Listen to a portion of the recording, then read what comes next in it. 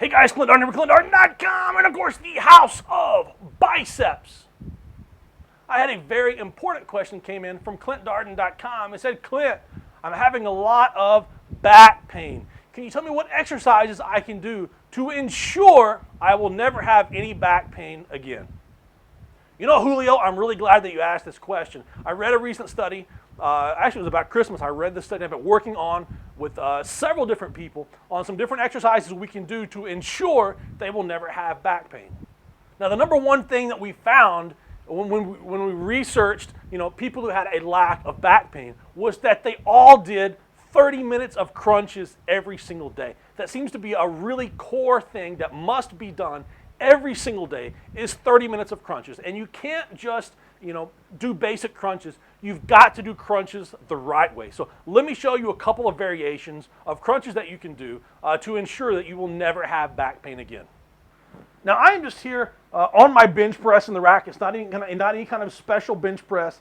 Any bench press will do. I will suggest that you do this in the squat rack for the big reason, and you need a good quality bar here. I suggest a Texas Power Bar wrist wraps from EliteFTS.com. You need to grab this with the widest bench press grip allowed in competition. That's your pointer fingers on the ring. And I want you to take your feet and put it on the back side of the racks of the power rack. Now all I want you to do is grab here and set up, and all I want you to do is keep your hands out and crunch. And bring it up and hold, and back down. Now a key to this, and a lot of people don't understand this, is to push your tongue to the roof of your mouth as you crunch. This will take a lot of the pressure off your neck, and it will really activate those abs right down the center. And the center of your abs is what keeps the center of your back in alignment and away from injury. So you have your hands up here in front, your feet are on the rack, and it's kind of out, not quite a 45-degree angle, and you just want to crunch. Tongue up.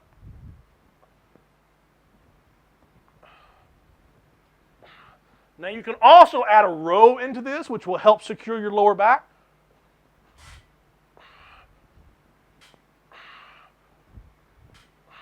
And this works really, really well. And there are a lot of different variations you can do. Another one is to actually push against the rack with your feet. So you want to push constantly. It's going to activate the quads when you push with the toes. It's going to activate the hamstrings more when you push with the heels.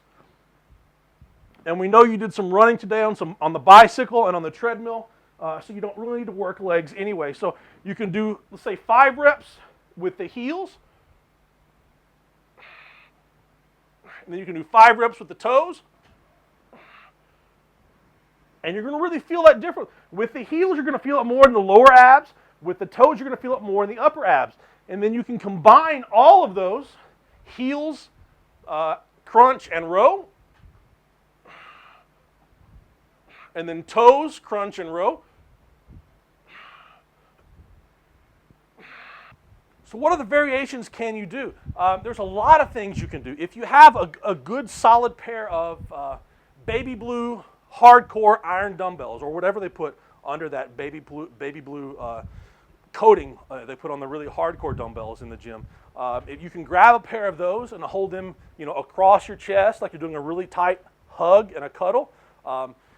You can push them out in front of you, like you see the big boys at the gym do, like when they do, we call it a bench press. You can hold those out in front of your chest, and you can lift up that way. But the key to it is, honestly, you need to spend at least 30 minutes every single day, and that's a minimum 30 minutes every single day, doing variation after variation after variation of crunches.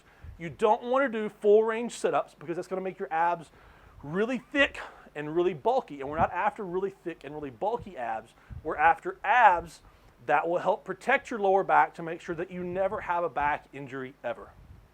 Now, diet can come into play with this as well. You don't want to be big at all, because it's a given fact that big people, large people, tend to have a lot more lower back problems. And I'm not talking about just fat people. I'm talking about just large, big people in general. So if your upper body gets too big, if your shoulders were really big, and I mean like enormous. Like if you were like, 180 pounds, kind of enormous, really, really gigantic size, your shoulders and chest would be so big that it would be difficult for your abs and your lower back, to hold your body up into posture. So you want to try to keep your body weight somewhere between 135 and 155 in order to refrain from having any kind of lower back problems. And that really works for most of the rest of your life.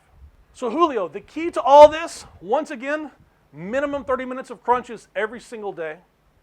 Don't get too big, and eat as little as possible to avoid all lower back pain for the rest of your life. Good luck, Julio!